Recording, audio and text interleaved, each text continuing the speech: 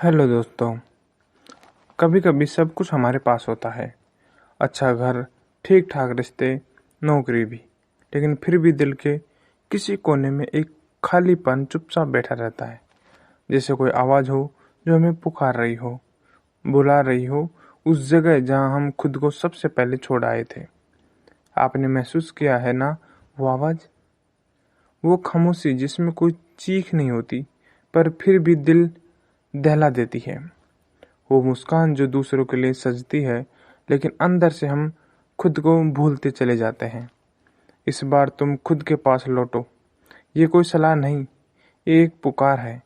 लेखिका स्मिरा शील की किताब this time you return to yourself हमें उस गहरे सफ़र पर ले जाती है जहाँ हम बाहर की नहीं बल्कि अंदर की तलाश में निकलते हैं। ये किताब हमें बताती है लौटना हमेशा गलत नहीं होता, कभी कभी लौटना ही सबसे बड़ा साहस होता है।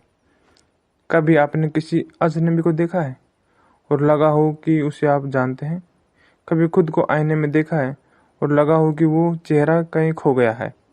This time you return to yourself ऐसी ही एक पहचान की तलाश की कहानी है। यह सिर्फ एक महिला की कहानी नहीं, ये हम सब की कहानी है जो दुनिया की भीड़ में खुद को भूल बैठे हैं। समीरा शील हमें अपने अंदर की दुनिया की ओर मोड़ती है जहाँ कोई जोरदार बदलाव नहीं होता, बस धीमी धीमी सी आहटों से हम खुद की ओर लौटते हैं। इस वीडियो में हम उस हर एक पड़ाव से गुजरेंगे जहाँ दर्द भी है लेकिन सुकून भी, जहाँ टूटते भी हैं लेकिन नई शुरुआत भी होती है।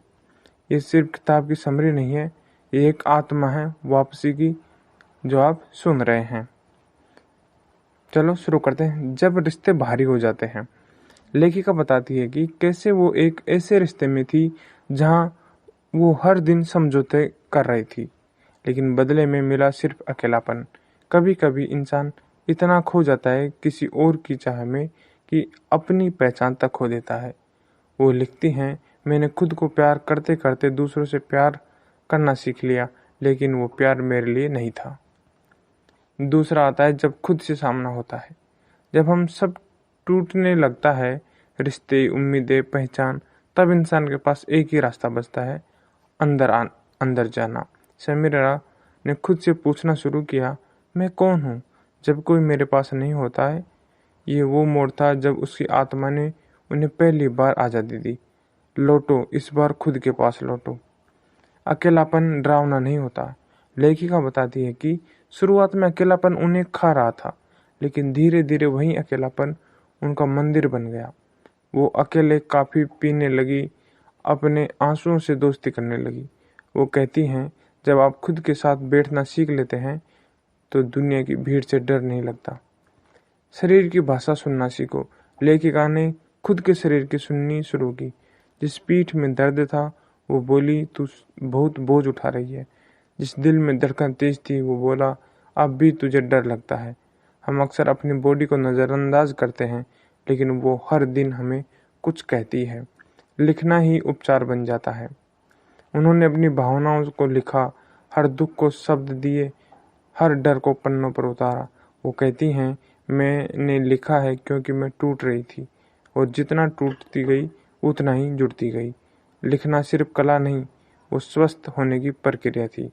जब आप खुद के दोस्त बनते हैं, वो मोड़ आया जब समीरा को एहसास हुआ, मैं हमेशा खुद को बदलने की कोशिश कर रही थी ताकि कोई मुझे प्यार करे, पर अब उन्होंने खुद को वैसा ही अपनाया जैसा कोई माँ अपने बच्चों को अपनाती है, बिना शर्त, बिना शिकायत के। जब डर के साथ बैठा जाता है, अब वो डर से भागती नहीं बल्कि बैठती थी उनके सामने। वो डर से कहती है, तू भी मेरी कहानी का हिस्सा है, आप बैठ बात करते हैं। जब मौत भी बोलने लगता है, जब समीरा चुप रहती थी लेकिन उनका मौन बोलता था। हर सांस एक प्रार्थना बन चुकी थी, हर आहट एक साक्षात्कार। वो कहती हैं, अब मुझे खुद से बात करने के लिए शब्दों की जरूरत नहीं है। जब लौटने के बाद उड़ान शुरू होती है। अब वो लौट चुकी थी खुद के पास, पर फर्क ये था कि अब उसके पास पंख थे। अब वो न सिर्फ खुद से जुड़ी थी बल्कि इस दुनिया से भी खुलकर जुड़ सकती थी, बिना खोए हुए। कभी आपने सूरज को डूबते देखा है? धीरे धीरे बिना शोर के वो समा जाता है, लेकिन किसी गुमनामी में नहीं, बल्कि शांति में। This time you return to yourself हमें यही शांति सिखाती है।